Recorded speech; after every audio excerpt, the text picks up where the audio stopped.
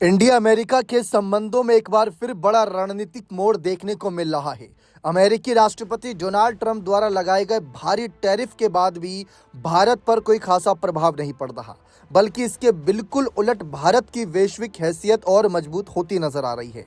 अभी हाल ही के घटनाक्रम में अमेरिका के नए राजदूत सर्जियो गोरे के बयान पर अगर हम नजर दौड़ाएं तो उन्होंने नए रणनीतिक समूह पैक्स सिलिका में भारत को शामिल किए जाने के ऐलान ने वैश्विक राजनीति में जबरदस्त हलचल पैदा कर दी है।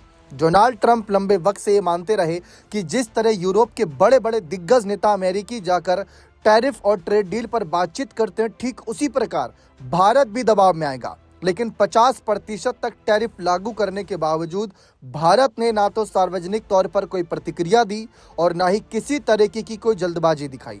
भारत की तरफ से सिर्फ विदेश मंत्रालय के प्रवक्ताओं ने संतुलित बयान दिए, जबकि पीएम नरेंद्र मोदी, विदेश मंत्री एस जयशंकर या एनएसए अजीत डोभाल ने इस मुद्दे पर कोई सीधी टिप्पणी नहीं की। इस बीच कूटनीति के जानकारों के मुताबिक यह चुप्पी भारत की कमजोरी नहीं बल्कि आत्मविश्वास का संकेत था। अमेरिका के वाणिज्य मंत्री हॉवर्ड लुटनिक ने एक पॉडकास्ट में खुद स्वीकार किया था कि राष्ट्रपति ट्रंप 3 शुक्रवार तक प्रधानमंत्री मोदी के फोन का इंतजार करते रहे। संकेत स्पष्ट है कि भारत ने यह पूरी तरह से दिखा दिया कि वह अब किसी के दबाव की राजनीति के आधार पर नहीं चलता। इसी बीच भारत में नए अमेरिकी राजदूत सर्जियो गोरे ने पदभार संभालते ही अमेरिका के लिए भारत से अधिक महत्वपूर्ण कोई देश नहीं करार दिया। ये बात उन्होंने साफ कही। ये बयान केवल कूटनीतिक शिष्टाचार नहीं माना जा रहा, क्योंकि गोरे को ट्रंप के बेहद करीबी और पावरफुल व्यक्तियों में गिना जाता है। वह व्हाइट हाउस में नियुक्तियों से लेकर ट्रंप की कोर टीम के गठन में महत्वपूर्ण निभा चुके हैं भूमिका। इस बीच गोरे ने यह भी साफ किया कि भारत और अमेरिका के बीच ट्रेड डील को लेकर उच्च स्तर पर बातचीत जारी है और दोनों देश मतभेदों के बावजूद समाधान निकालने में सक्षम हैं। उन्होंने यह भी संकेत दिए कि राष्ट्रपति ट्रंप अगले 1-2 साल में भारत दौरा कर सकते हैं। ये दिखाता है कि भारत ने किस मजबूती के साथ यहाँ पर ट्रंप की धमकियों का सामना किया कि भारत आने के लिए अब बेबस होंगे ट्रंप। इस पूरे घटनाक्रम में सबसे बड़ी खबर है पैक्स सिलिका नाम के रणनीतिक समूह में भारत की हुई जबरदस्त एंट्री को माना जा रहा है। ये समूह भविष्य की टेक्नोलॉजी जैसे सेमीकंडक्टर चिप्स, आर्टिफिशियल इंटेलिजेंस और क्रिटिकल मिनरल्स आदि की ग्लोबल सप्लाई चेन को सुरक्षित रखने के लिए बनाया गया है। आज का विश्व सिलिकॉन चिप्स और एआई पर निर्भर है।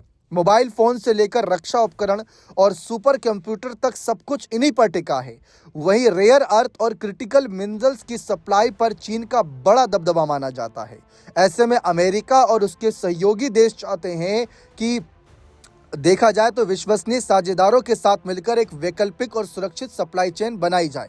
भारत तेजी से सेमीकंडक्टर मैन्युफैक्चरिंग, एआई रिसर्च और हाई टेक इंडस्ट्री में निवेश कर रहा है। 140 करोड़ से अधिक आबादी वाला भारत न केवल बड़ा बाजार है बल्कि भविष्य का एक तरह से मैन्युफैक्चरिंग हब भी माना जा रहा है।